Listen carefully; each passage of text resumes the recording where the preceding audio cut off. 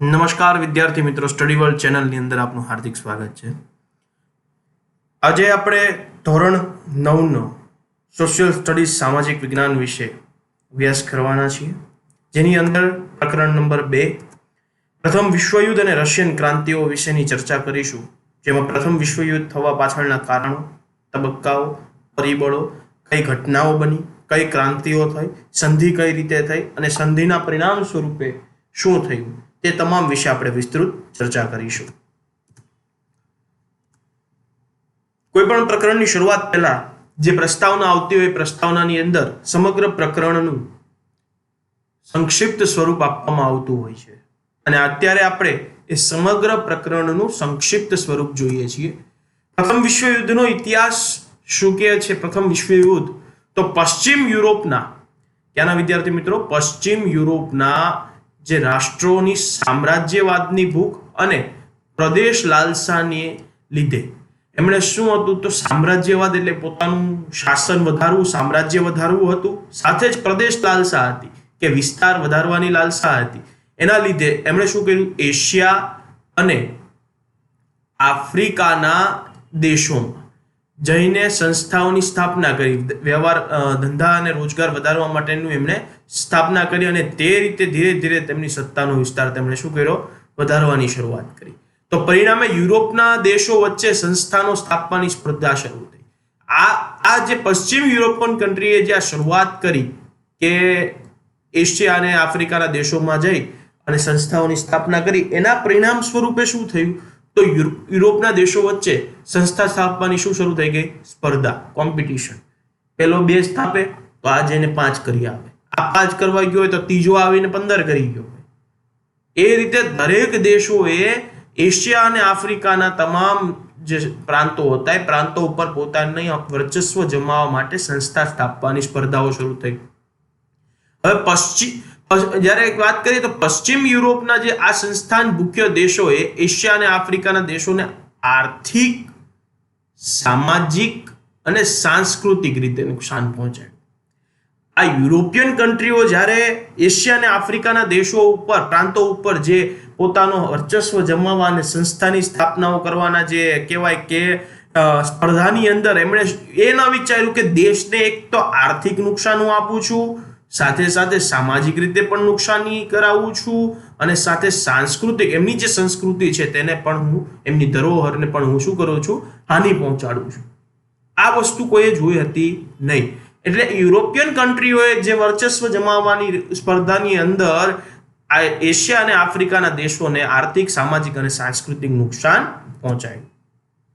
વિશ્વ રાજકારણમાં તેના એવા પરિણામો આવ્યા કે જેના લીધે પ્રથમ વિશ્વયુદ્ધ, રશિયાની બોલ્શેવિક ક્રાંતિ વગેરે જેવા અનેક બનાવોનું સર્જન થયું.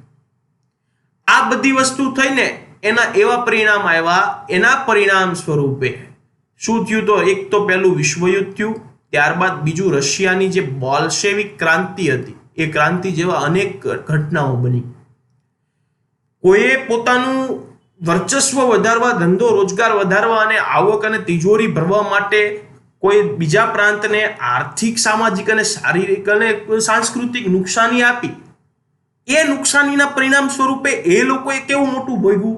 તો પ્રથમ વિશ્વયુદ્ધની શરૂઆત અને રશિયાની જેવી બોલ્શેવિક ક્રાંતિઓ જેવી અનેક ક્રાંતિઓનું સર્જન થયું. હવે પશ્ચિમ યુરોપ અને એશિયા આફ્રિકામાં સંસ્થાનવાદ એટલે કે કોઠીઓ સ્થાપવાની હરીફાઈ. તો એશિયા આફ્રિકામાં સંસ્થાનો સ્થાપવા પશ્ચિમ યુરોપના રાષ્ટ્રો મુખ્ય હતા. એશિયા અને આફ્રિકામાં કોઠી સ્થાપવામાં મુખ્ય કોણ હતું? તો પશ્ચિમ યુરોપના રાષ્ટ્રો મુખ્ય હતા. તેમની આ સામ્રાજ્યવાદી લાલસાએ તેમના પાડોશી રાષ્ટ્રને પણ છોડ્યા નહોતા. જેમ કે નેધરલેન્ડ, બેલ્જિયમ અને લક્ઝમબર્ગ પર સ્પેનનો કબજો હતો. સ્પેનનો કબજો ક્યાં ક્યાં હતો? તો નેધરલેન્ડ, બેલ્જિયમ અને લક્ઝમબર્ગ. હવે સામ્રાજ્યવાદીની જે લાલસા હતી પશ્ચિમ યુરોપિયન પ્રાંતોને, એટલે એને એના પાડોશીને છોડ્યા નથી, પાડોશીને લઈ લીધા. પાછળથી તેના કેટલાક પ્રાંતો ફ્રાન્સે પડાવી લીધા. પાછળથી ફ્રાન્સે તેની પાસેથી કેટલાક પ્રાંતો પડાવી લીધા, જે પોર્ટુગીઝ શાસક બિનવારસ મૃત્યુ પામતા. પોર્ટુગીઝના જે શાસક હતા, રાજા હતા, એ બિનવારસ, એમને કોઈ સંતાન હતું નહીં, એ મૃત્યુ પામ્યા. હવે બિનવારસ મૃત્યુ પામે એટલે એમના લોહીના સંબંધે જે સ્પેનના જે રાજા હતા એમના હસ્તક પોર્ટુગલ આખું આવી ગયું, જેને કારણે 6 દાયકા એટલે કે 60 યર્સ 60 વર્ષ સુધી બિન યુરોપીય દેશોમાં સંસ્થાનો સ્થાપવાનો ઇજારો એકમાત્ર કોની પાસે હતો? સ્પેન પાસે હતો. સ્પેન પાસે કઈ રીતે આવ્યો? એ ઇજારો સ્પેન પાસે કઈ રીતે આવ્યો? તો સ્પેન પાસે આવવાનું એક જ માત્ર કારણ કે પોર્ટુગીઝ શાસક જે હતા એ બિનવારસી મૃત્યુ પામ્યા અને સ્પેનના જે રાજા હતા એની સાથે પોર્ટુગીઝ શાસકના લોહીના સંબંધ હતા. એ સંબંધના પરિણામ સ્વરૂપે પોર્ટુગલ આખું કોના હાથમાં આવે છે? સ્પેનના હાથમાં આવે છે અને 6 દાયકા સુધી સંસ્થાઓ સ્થાપવાનો બિનહરીફ્ય ઇજારો એકમાત્ર સ્પેન પાસે રહ્યો હતો. એ જ રીતે ફ્રાન્સ અને ઓસ્ટ્રિયાની પ્રદેશ ભૂખનો શિકાર ઇટાલી તથા જર્મન રાજ્યો પણ બન્યા. ફ્રાન્સ અને ઓસ્ટ્રિયાની જે પ્રદેશ ભૂખ હતી એનો શિકાર કોણ કયા બે રાજ્યો બન્યા? એક તો ઇટાલી અને બીજું જર્મન. જો કે જ્યારે એશિયા આફ્રિકાના દેશો પર સ્વતંત્ર યુરોપીય સત્તાઓની પકડ મજબૂત બની રહી હતી ત્યારે આ બધા દેશો સ્વતંત્ર થઈ ગયા. જ્યારે એશિયા અને આફ્રિકાના દેશો ઉપર પકડ કરવાની પોતાનો મજબૂતાઈ ચાલી રહી હતી ત્યારે આ બધા દેશો શું થઈ ગયા હતા? આઝાદ થઈ ગયા અને પોતાના અગાઉના માલિકના માર્ગે ચાલી એશિયા અને આફ્રિકાના કેટલાક રાજ્યોને પોતાની સત્તા હસ્તક કરી લીધા હતા.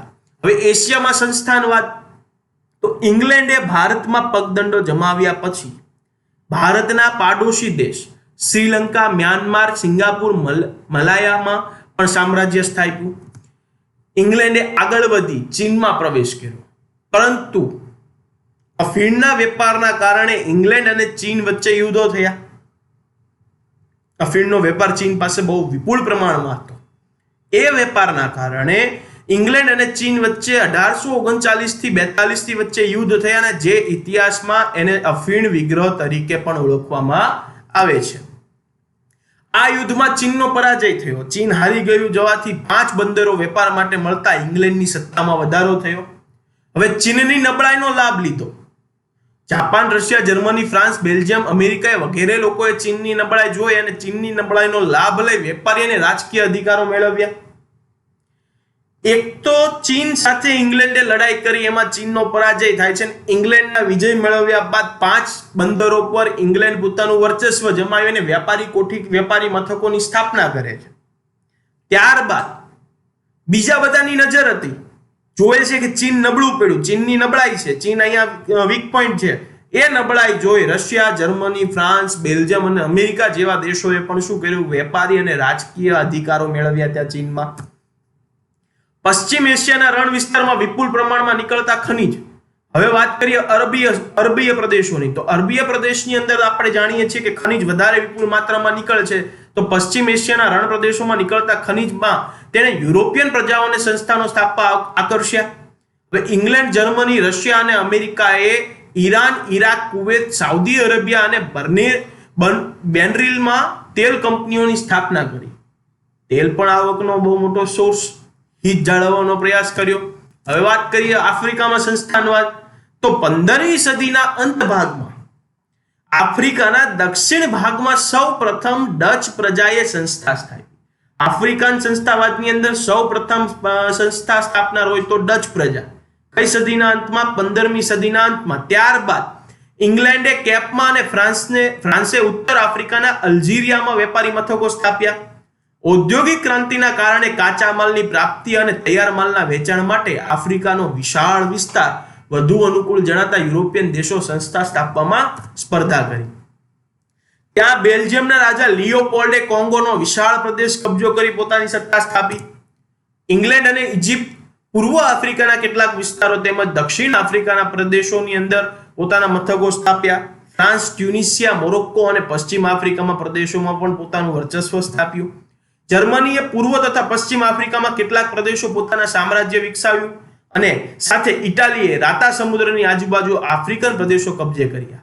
સ્પેન અને પોર્ટુગલ પણ આફ્રિકામાં કેટલાક પ્રદેશો કબજે કર્યા.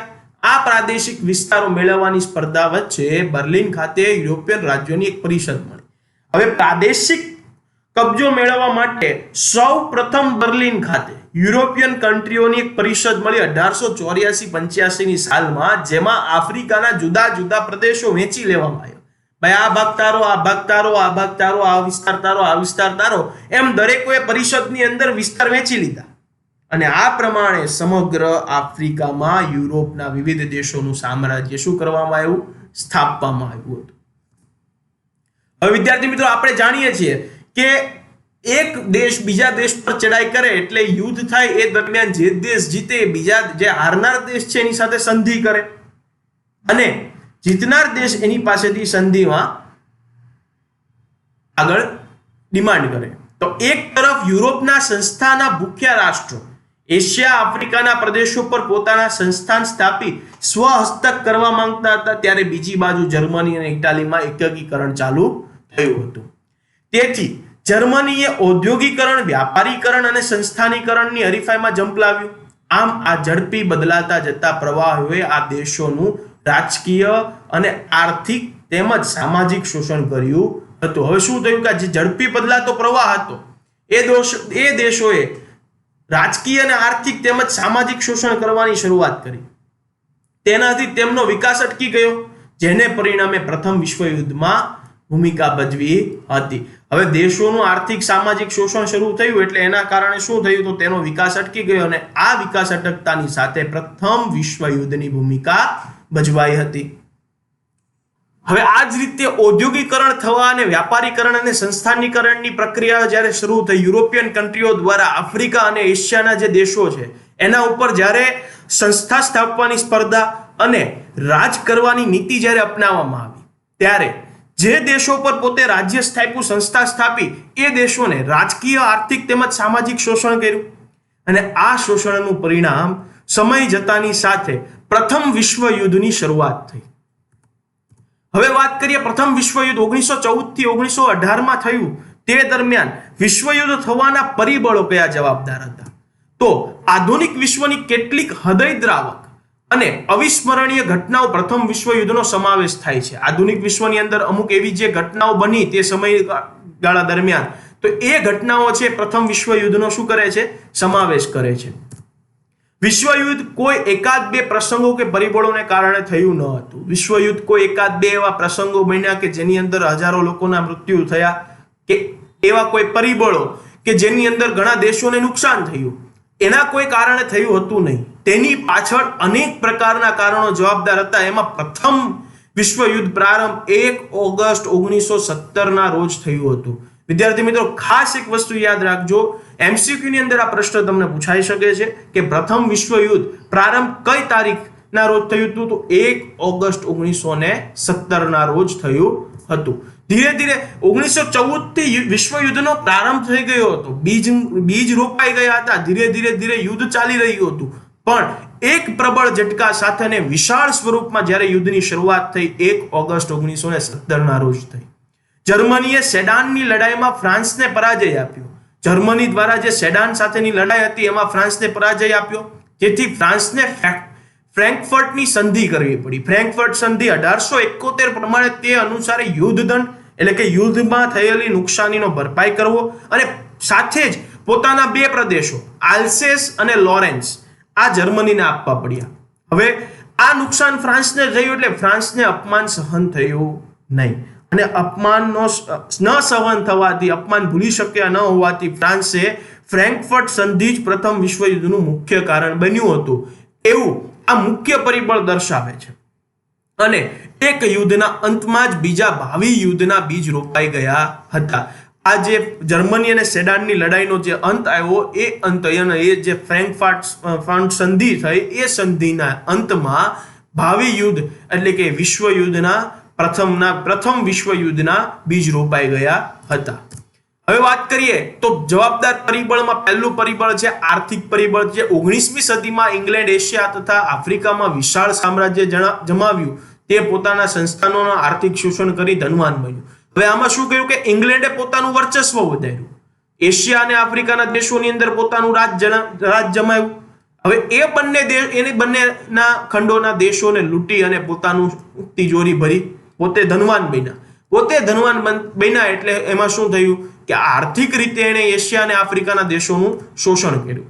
તો ઔદ્યોગિક ક્રાંતિ તથા સંસ્થાનવાદમાં ઝડપી ફેલાવાના લીધે યુરોપને પુષ્કળ કાચા માલની જરૂર પડતી. હવે સંસ્થાનવાદની અંદર એનો ઝડપી ફેલાવો થવા લાગ્યો. ઔદ્યોગિક ક્રાંતિ અને સંસ્થાનવાદમાં ઝડપી ફેલાવો થવા લાગ્યો. આ ફેલાવાના લીધે યુરોપને પુષ્કળ પ્રમાણમાં કાચા માલની જરૂરિયાત પડી. હવે ધંધો ખૂબ જ સ્પીડમાં ચાલવા લાગ્યો એમનો. ધંધાની જેટલી ઝડપ વધી એટલી જ એમને કાચા માલની શું પડવા મળી? જરૂરિયાત પડવા મળી.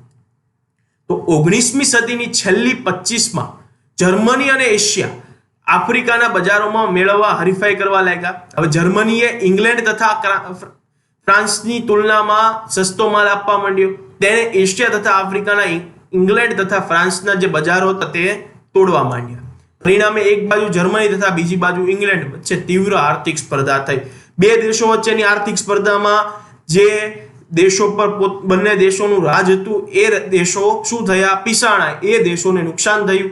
જર્મનીએ અને ઇંગ્લેન્ડે આર્થિક સ્પર્ધાની શરૂઆત કરી. ત્યારબાદ આવે લશ્કરવાદ. તો યુરોપના રાષ્ટ્રોમાં પ્રાદેશિક વિસ્તાર માટે જે હરીફાઈ થઈ તેની માટે લશ્કરી બળ આવશ્યક અને મહત્વનું હતું. યુરોપિયન વિસ્તારોની અંદર જે રાષ્ટ્રોમાં પ્રાદેશિક વિસ્તારની વધારવા માટે જે હરીફાઈ થઈ તેની અંદર શું? લશ્કરી બળ ખૂબ જ આવશ્યક હતું અને મહત્વનું હતું. તો ઇંગ્લેન્ડ, ફ્રાન્સ, ઓસ્ટ્રેલિયા, રશિયા વગેરે રાષ્ટ્રોએ પોતાની સૈન્ય તાકાત વધારવા માંડી. હવે દરેક દેશોએ શું કર્યું? પોતાની સૈન્ય તાકાત વધારવાના ઉપાયો કરવા માંડ્યા. એમાં ઘણા દેશોએ એવું કર્યું, ફરજિયાતપણે ટ્રેનિંગ જાહેર કરી કે ફરજિયાતપણે લશ્કરની અંદર જોડાવાની જરૂરિયાત દાખવી. તો ઘણા દેશોએ લશ્કરો દરેક વ્યક્તિના ઘરની અંદર લશ્કરી ટ્રેનિંગો આપવાની શરૂઆત કરી. જેમાં જાપાન, ઇટલી, જર્મની જેવા કેટલાક રાષ્ટ્રોએ ફરજિયાત લશ્કરી તાલીમ શરૂ કરી. કોણે? જાપાન, ઇટલી અને જર્મની જેવા રાષ્ટ્રોએ ફરજિયાત લશ્કરી તાલીમ દરેક ઘરમાં દરેક વ્યક્તિને ફરજિયાત લશ્કરી તાલીમ આપવાની શરૂઆત કરી કે કટોકટીના સમય પર કોઈ પણ વ્યક્તિ યુદ્ધમાં જોડાઈ શકે.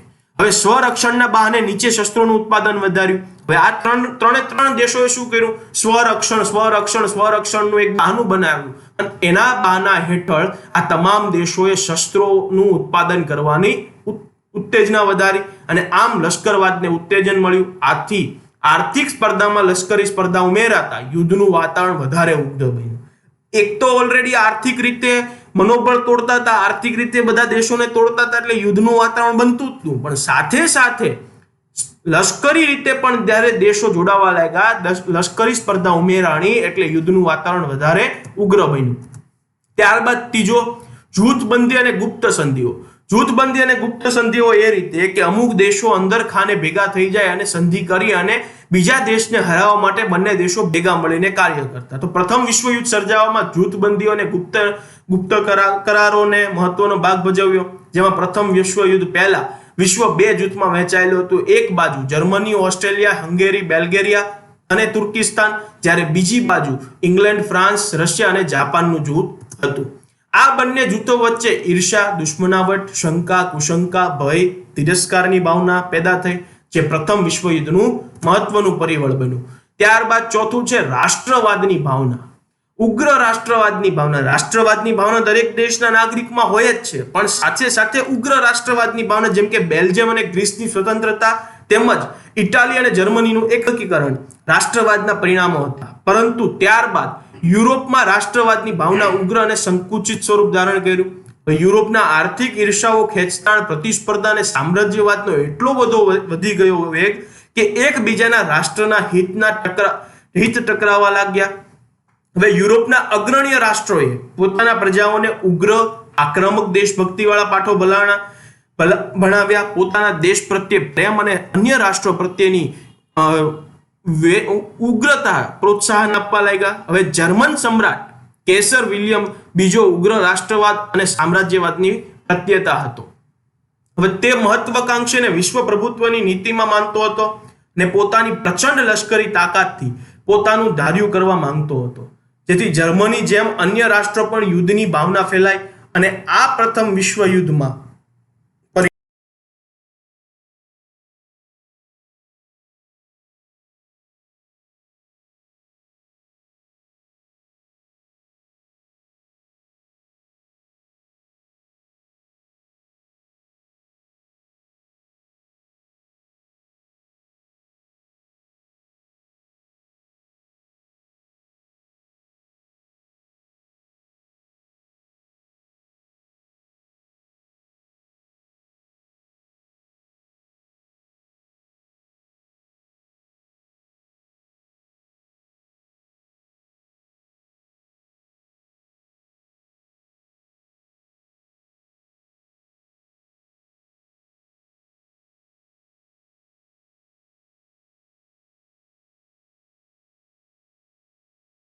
વર્તમાનપત્રનો ફાળો.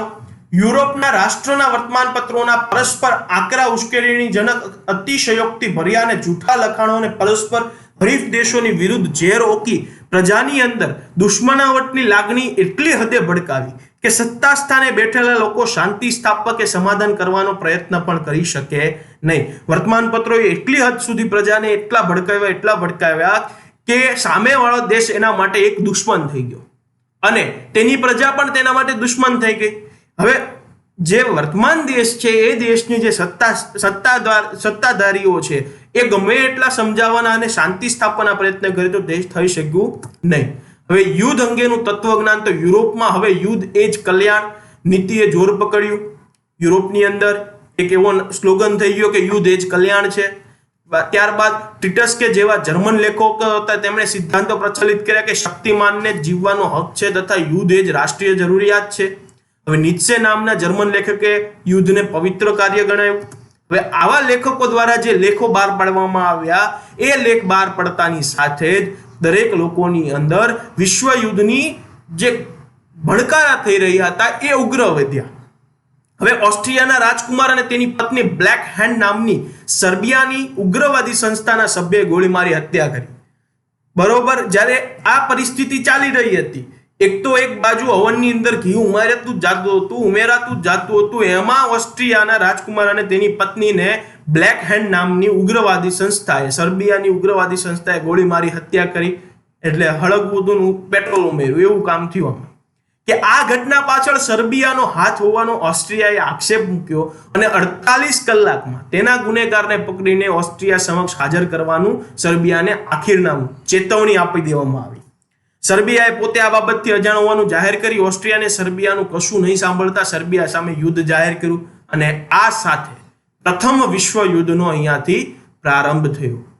વિદ્યાર્થી મિત્રો, આગળના લેક્ચરની અંદર વિશ્વ યુદ્ધના અમુક તબક્કાઓ વિશે આપણે અભ્યાસ કરીશું, જેમાં વિશ્વયુદ્ધના જે પરિબળો જોયા, હવે જે ઘટના છે એના વિશે આપણે અભ્યાસ કરીશું. ત્યાં સુધી આટલું જ. હવે આગળ માટે તમામ વિદ્યાર્થી મિત્રોને એક ભલામણ છે કે તમે તમારા ગ્રુપમાં અથવા તમારા પરિવારની અંદર આ ચેનલને શેર કરો, સબસ્ક્રાઇબ કરાવો, ફોલો કરાવો અને વધારે માહિતી માટે ચેનલ સાથે જોડાયેલા રહો. ધન્યવાદ.